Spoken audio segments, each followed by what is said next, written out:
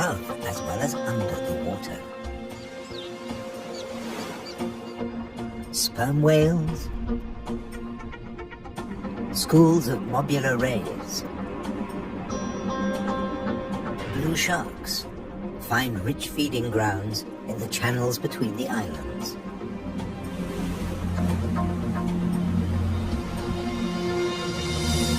Nutrient-rich reefs draw in life.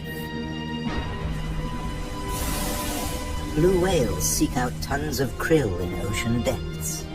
Here, around the Azores, Europe's wild islands.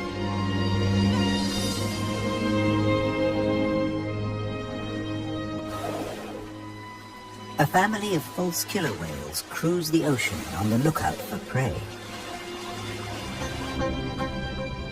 A blue shark patrols alone. Shoalfish confuse single predators. But when they meet false killer whales, the water boils. An individual false killer whale dives down with its prey.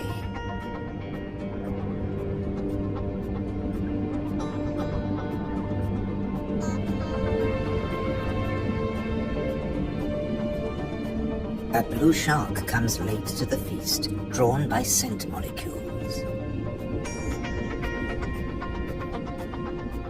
But this morsel presents a problem.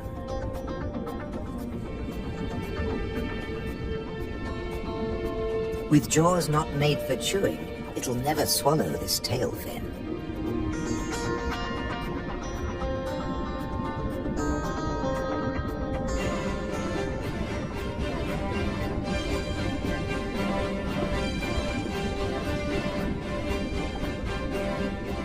Most fish force water through their gills to breathe. This shark can't, so it has to keep moving.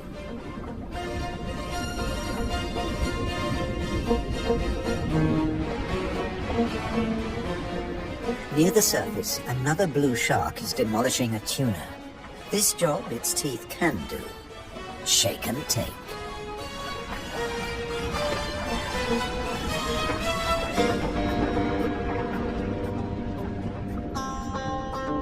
Fragments streaming from its gills float to the surface.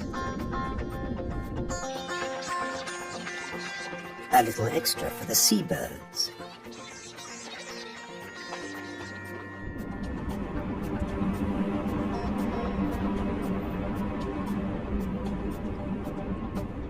Not all the remains go up.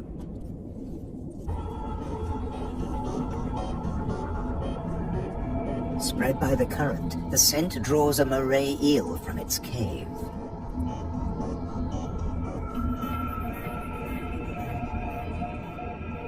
Sea bream, triggerfish, and painted combers are on its tail.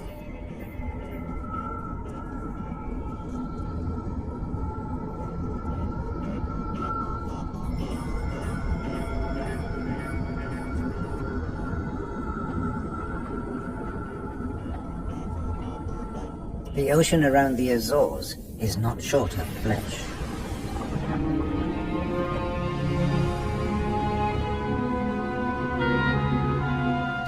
And yet above the water, the islands themselves have no large wild animals. When Portuguese sailors landed on the Azores in 1427, these first humans found no vertebrates at all, except birds and 2 small species of bat. The birds evolved over time. This variant of the grey wagtail lives only on the Azores.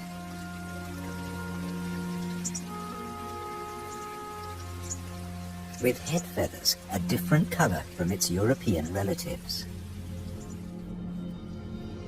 Whole islands have changed too. Santa Maria must have been much warmer once.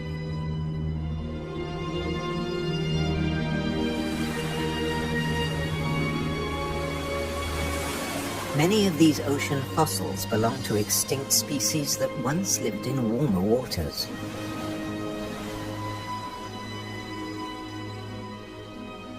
The water temperature may have fallen, but not the diversity of species.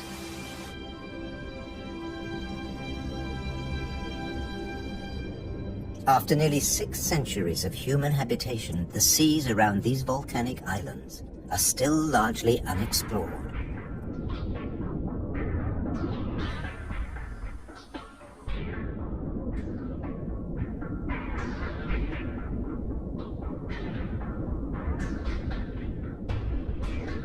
This is the world of the anglerfish.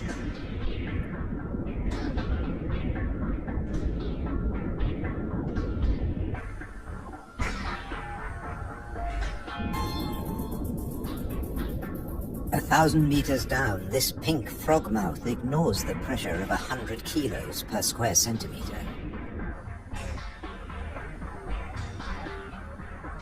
Other deep dwellers are less easy to name.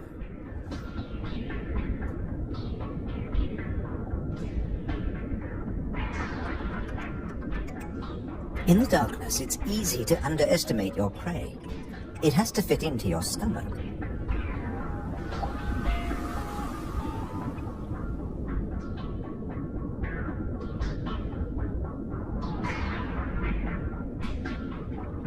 The six-gill is one of the largest deep-sea sharks, but at night it swims to the shallows to feed. The spider crab lives in darkness. It has never seen this kind of light. Nor has its coral community. Beyond the scorpionfish, and past the deep-sea sponges, there's an unknown world.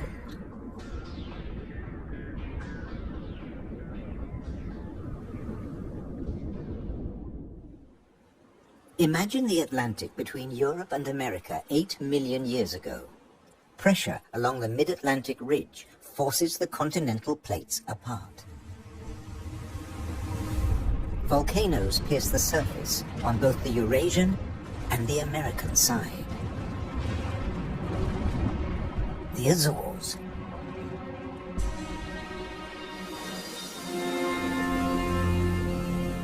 Most of the volcanoes are dormant. Water, not lava, fills their craters.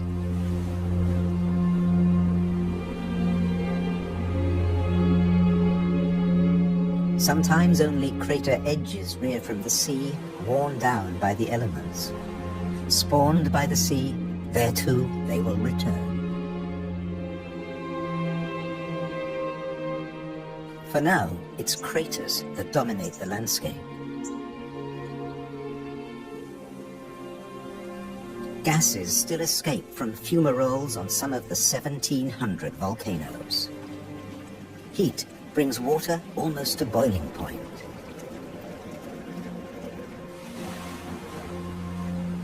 A massive eruption hit Fayal Island 60 years ago.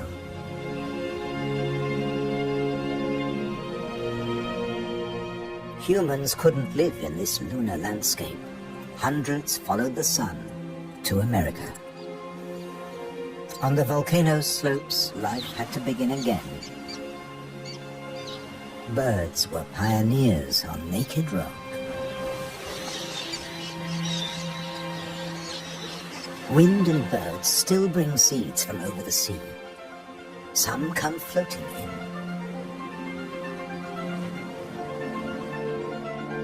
Humans brought the Hottentot fig, and plants create the first soil on bare rock.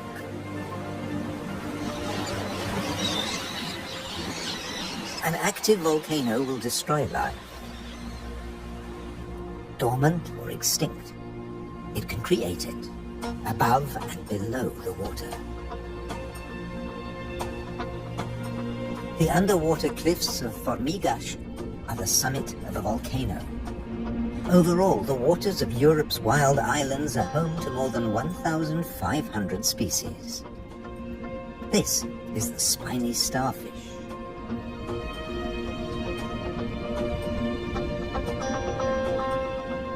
There are 530 fish species, like the damselfish, swarming along reef ledges.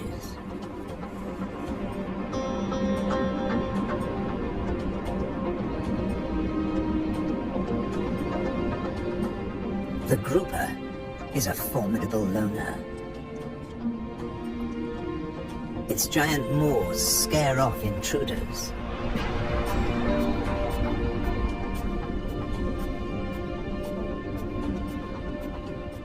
The barred hogfish is a lot prettier than its name.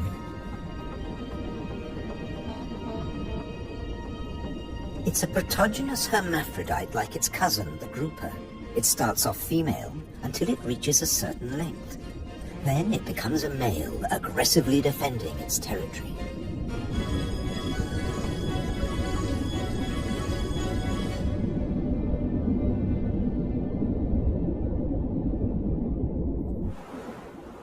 The archipelago's weather changes too, up to 4 seasons in a single day.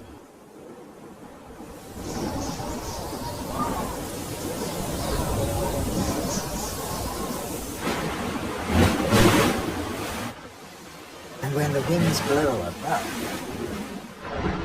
down below, no one is safe. The storm surge tears into the seafloor. But turbulence won't deter European eels from their prey. They're adaptable, living equally happily in salt and in fresh water. This is just swell. Heavy surf stirs up food. For some, that means come out and eat. For others, take cover. The powerful grouper hides in his rock grotto.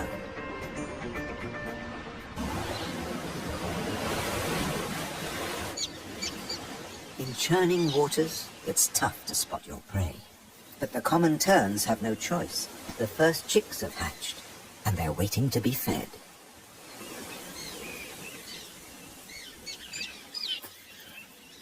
Elsewhere, adults are still brooding.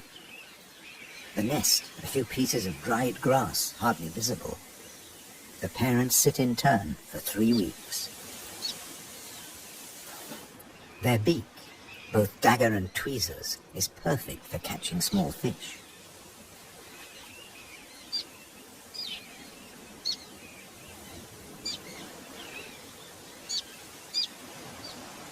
"3,000 pairs breed here.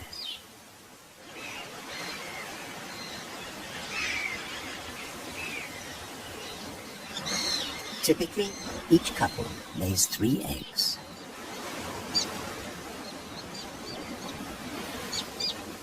The chicks are fed for 4 weeks, till they can fly as well as their parents.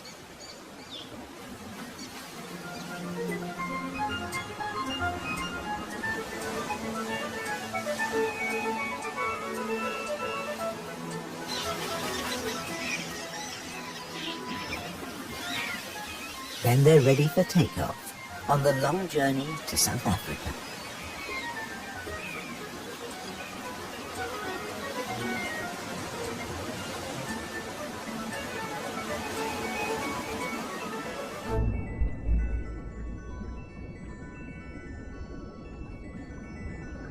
Under the water, survival can depend on staying still, very still, like a wide-eyed flounder.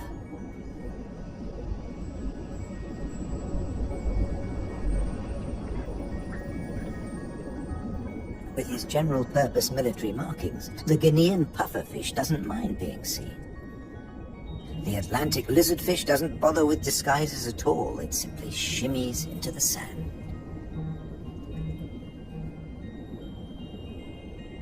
This may fool both its prey and its predators.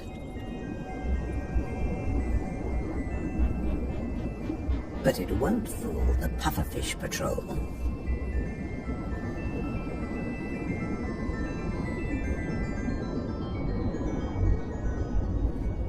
The shamefaced crab folds its pincers to protect its gills and digs itself in.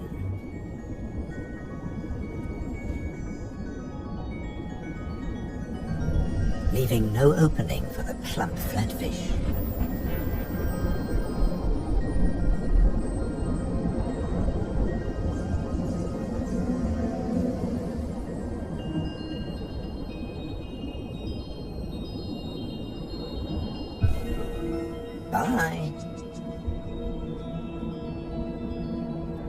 starfish flees at top speed from a marauding snail.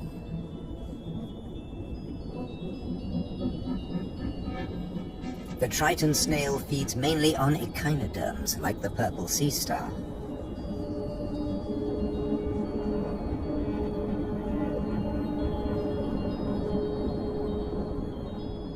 It's no big deal for an octopus. No pickings for it here.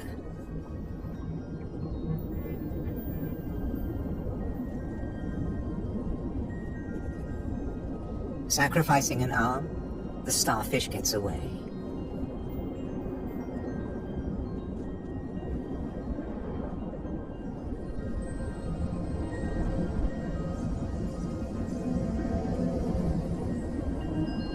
It's escaped with its life, and the limb will grow again.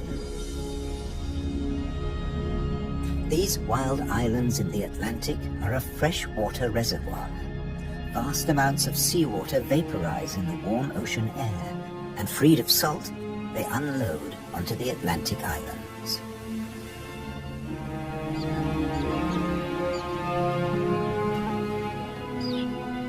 The common tern flies between two worlds, fishing in the sea and in the lakes.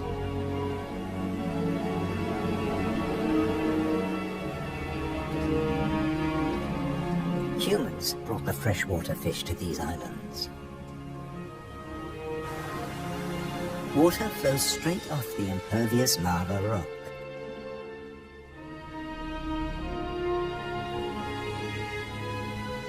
But peat moss sucks up huge quantities of water like a sponge, taking it in through every surface. Deprived of oxygen, the dead parts of the moss never rot. The extremities keep on growing, and the moss colonizes more and more of the bare rock.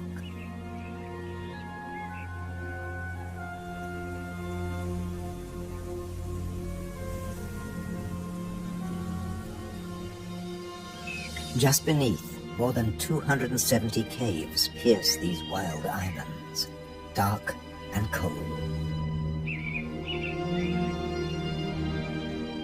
Perfect for isopods, crustaceans that have their breathing organs in their legs. Or for cyanobacteria, a life form that has existed for nearly 4 billion years. Cooling lava drops create amazing shapes. Shark's teeth. It's a hollow, secret world, just waiting to be filled. Past the undersea threshold of the Azores, it's permanent night. Perfect for a nocturnal common stingray.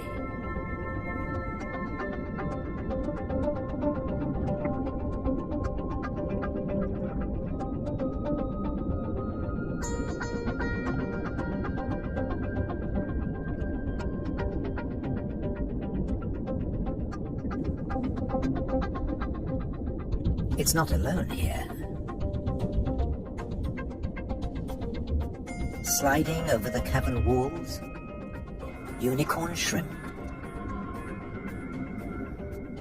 In the camera light, combers and scorpionfish snatch at their prey.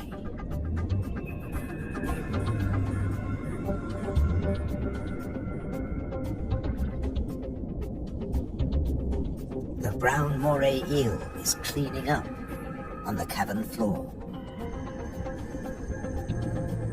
The shrimps come up from deeper waters to spend the winter. For some, it's a short winter. The females packed with blue eggs are especially sought after.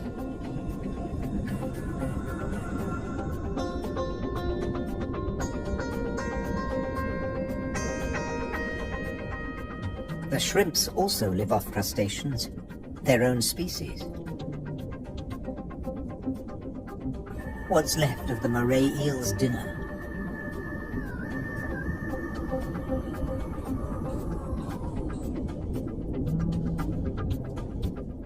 First, eat your neighbor, then take time for a spot of grooming.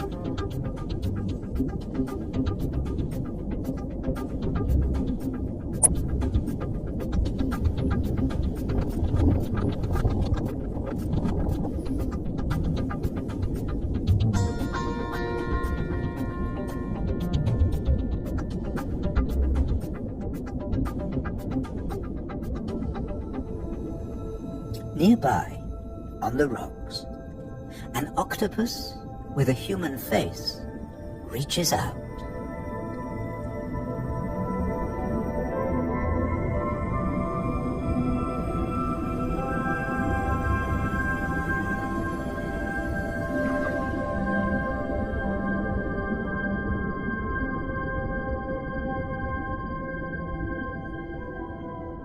The stingray glides back to the ocean.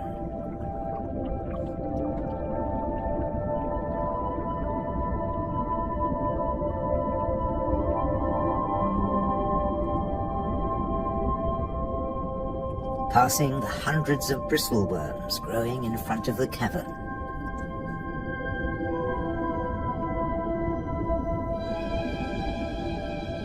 Their tentacles trap particles from the passing current to eat or to construct the tubes they live in.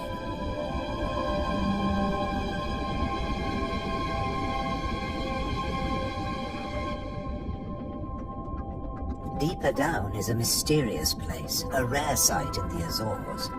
A garden of soft corals. They don't make chalk exoskeletons like their tropical cousins.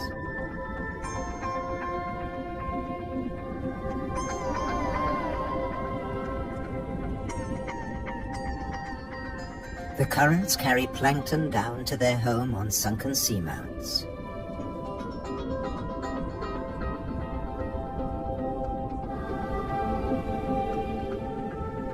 The venomous buried anemone is active only at night. During the day, it contracts. Once, scientists couldn't agree whether corals were plants or animals, so they called them anthozoa, flower animals.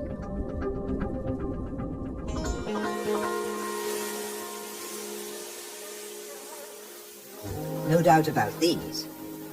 All the flowers on Europe's wild islands arrived from somewhere else. Hydrangeas came from Asia. Natural boundaries between fields. They're a symbol of the Azores.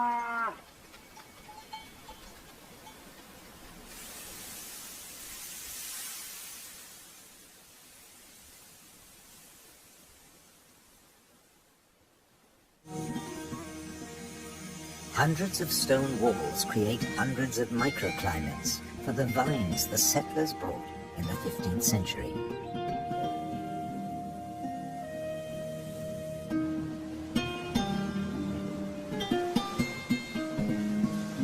"400 years later, the vineyards were abandoned as islanders left for America.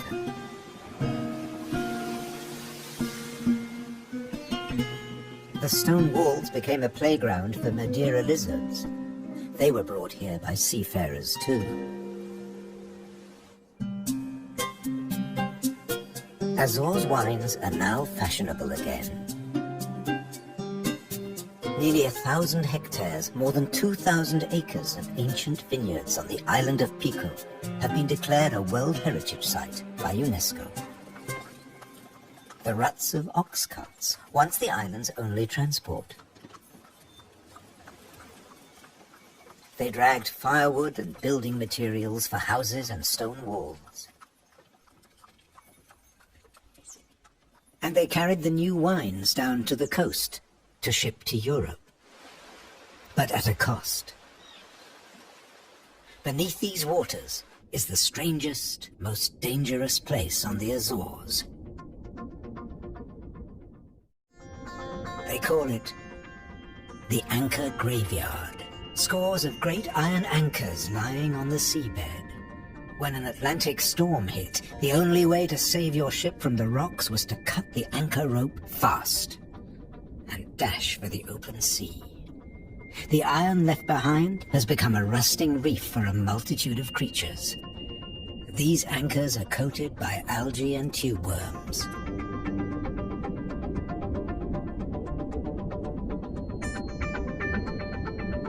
A shark's outline protects hiding fish. The grim-looking sea robin feels its way. The 3 front spines of its pectoral fins have their own receptor cells for finding food. The Mediterranean moray's mouth is mournful, but it's miming the call of the sea robin's swim bladders. A common octopus discreetly searches for food. It will fit in anywhere.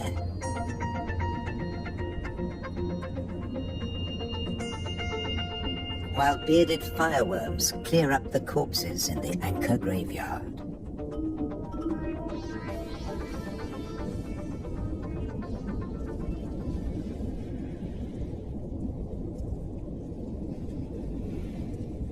They are the mobile relatives of the immobile tube worms.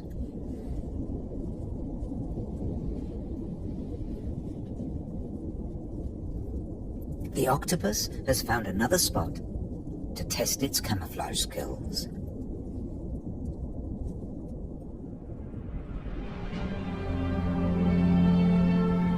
Above water, too, human presence is everywhere, even in the craters.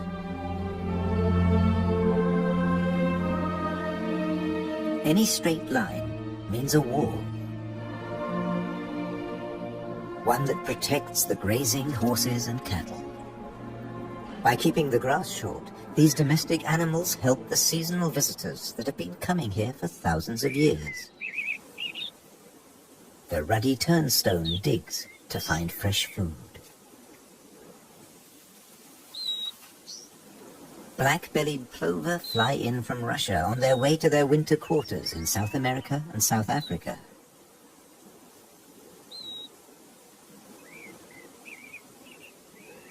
The ruddy turnstone drops in from the Arctic. The northern wheatear arrived from Canada by Greenland. The American pipit drifted in from North America. The blackbird? Well, it's here all year round. It's an endemic variety. The male is darker and glossier than its mainland cousin. Birds have to transport their own weight. A little body can be a big advantage on a long journey. But weight doesn't matter to other migrants. They're supported by water.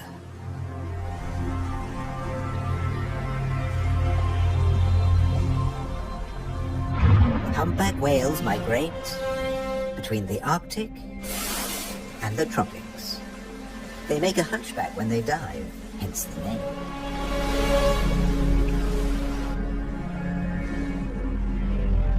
A pod of fin whales, the blue whale's closest relatives.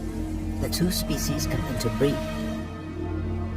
They swim back and forth between Arctic and subtropical waters.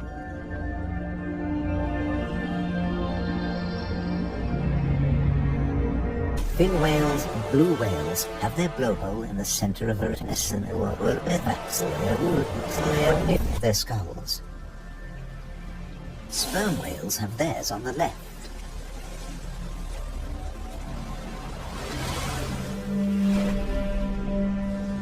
Baleen whales spend long periods sieving krill and plankton from the waters of the Azores.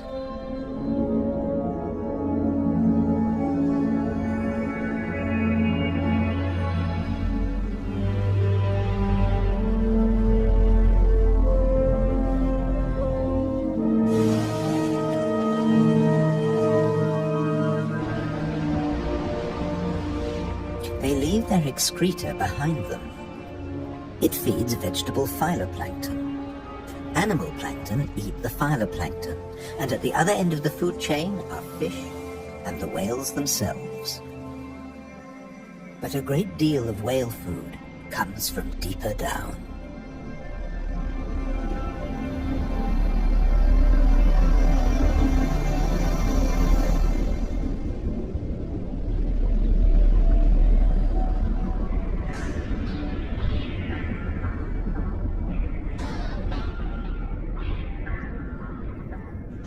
Meanwhile, not all the creatures of the eternal darkness are permanently banished to the depths.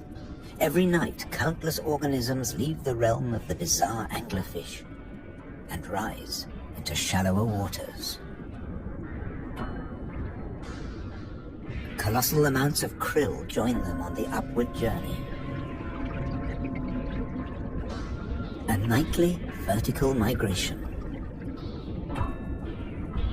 Salps and bioluminescent comb jellies illuminate the greatest movement of biomass on Earth.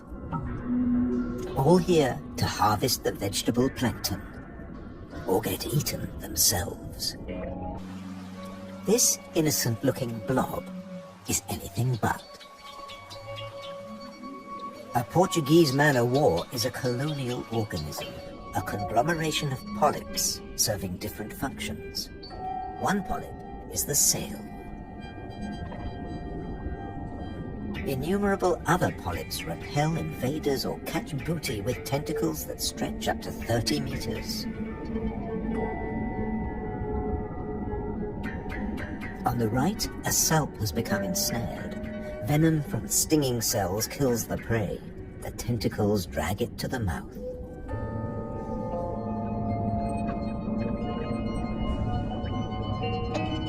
Salps are tunicates, or sea squirts, more closely related to us than to jellyfish.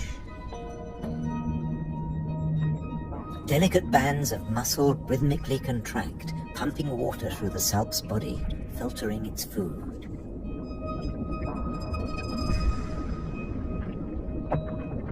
Salps build into chains and can direct themselves through the water.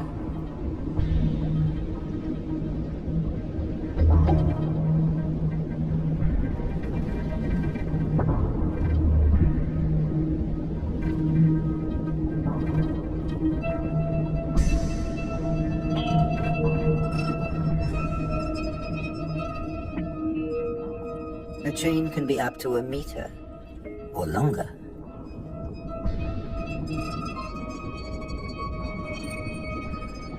Unlike salps, many jellyfish have venomous tentacles.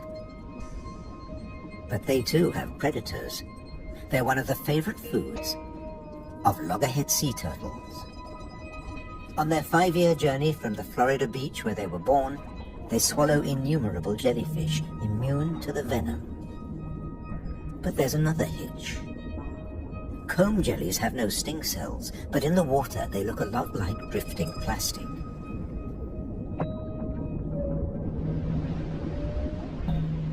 And that's the problem. The turtles try to eat plastic, and it kills them.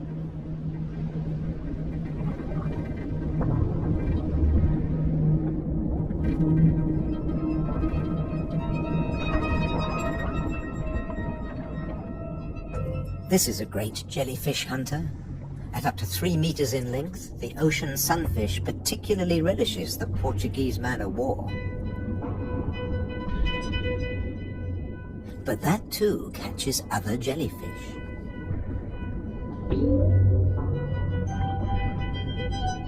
The sunfish can dive. This heaviest of all bony fish tears its prey apart in the depths.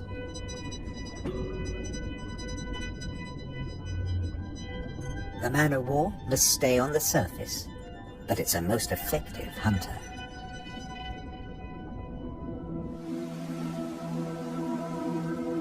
The Cory's shearwater also has a successful strategy, at least in its familiar world.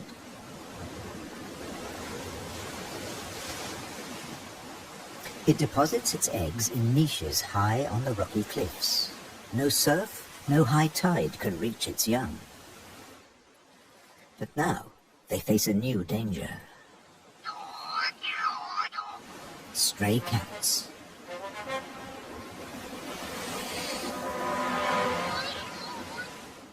The female shearwater laid a single egg in May. Pity there's only one.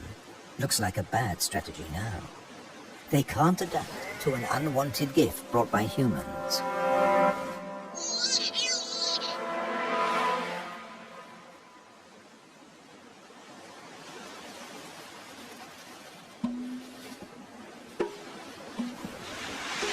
On the island of Corvo, more than 80% of predated chicks are the victims of cats.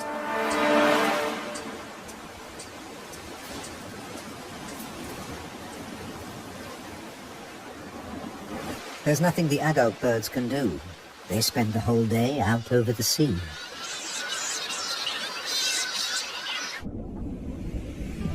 By contrast, Periphyton, a mix of algae, bacteria and microbes, stay where they grow, ruled by time and tide. Some quickly find a home on flotsam and jetsam. Attached and yet mobile, they drift across the ocean. Goose barnacles fix onto hard surfaces. Their cirri grasp plankton from the water. No matter what it's made of, marine debris attracts life forms.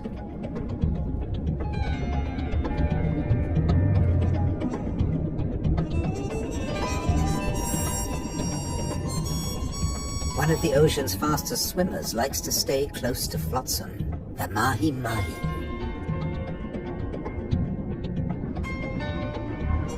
Because floats and buoys provide protection in the open sea.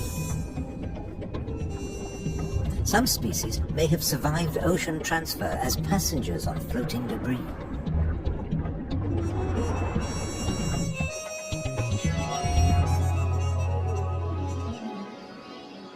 When shearwater breed, dusk brings a deafening chorus. Parent birds calling to their young as they return from the sea.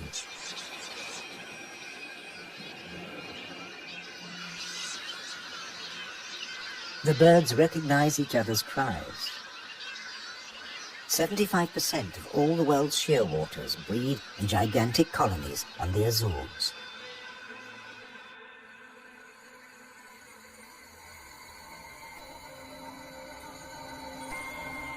The name Madeira lizard says it all. This creature originated on a distant island.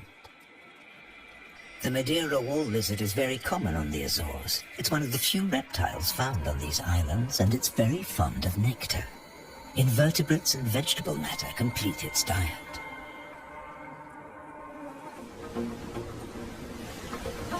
Just across the bay is the domain of a giant. This is the whale shark. The world's biggest fish. That's what 12 meters of muscle and cartilage say about the whale shark. Like Mobula rays, it's mainly a plankton eater, but also eats crustaceans and small fish.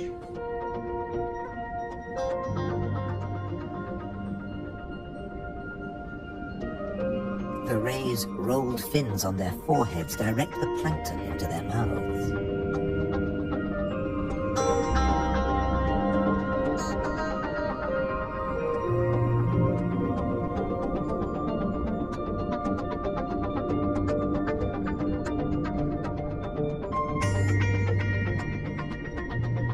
Mobula rays are part of the manta ray family. They cruise in small groups, shadowed by fish using them as cover and picking up their leftovers. Flying in slow motion, the rays dance through the ocean, round the volcanoes.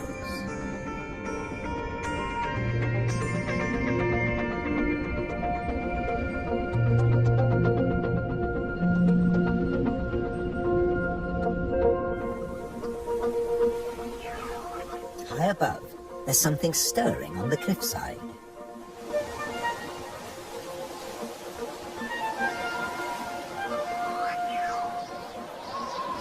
A Cory's shearwater leaves the nest niche for the first time. He doesn't know a thing about flying, but his parents have stopped feeding him. He has to learn to fly as fast as possible, or he'll never have a meal again.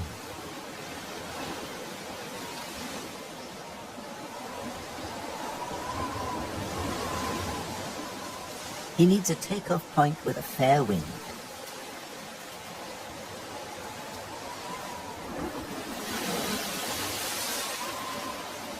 Even on the rocks, he looks unsteady.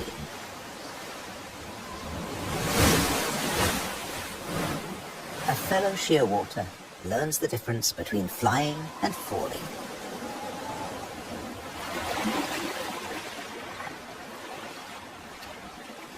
If you're already on the surface of the sea, there's nowhere further to fall. But getting aloft is even more difficult.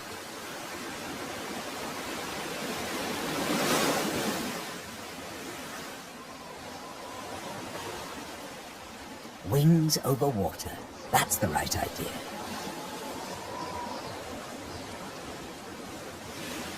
Taking off from the sea in a side wind? Tough even for the experienced.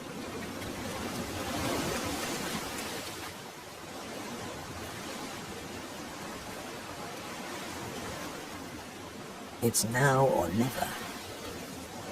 Pluck up your courage. Embrace the wind and off to South America.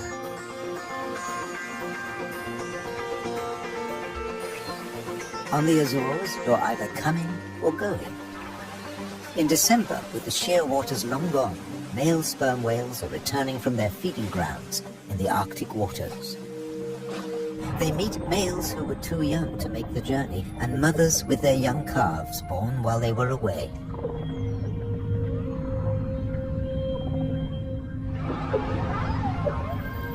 While the mother dives for food, her calf stays on the surface.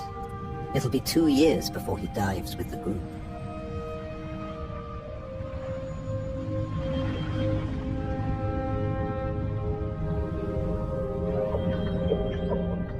The whales will seek giant squid at a depth of 1,000 meters. At 18 meters and weighing in at 50 tons, sperm whales are the world's biggest toothed whales.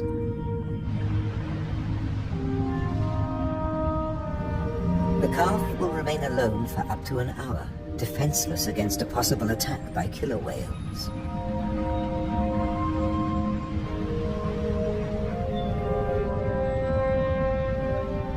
Finally, the group return from the deep.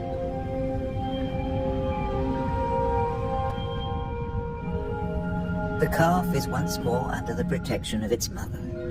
She will feed it for 2 years. During this time, she won't fall pregnant.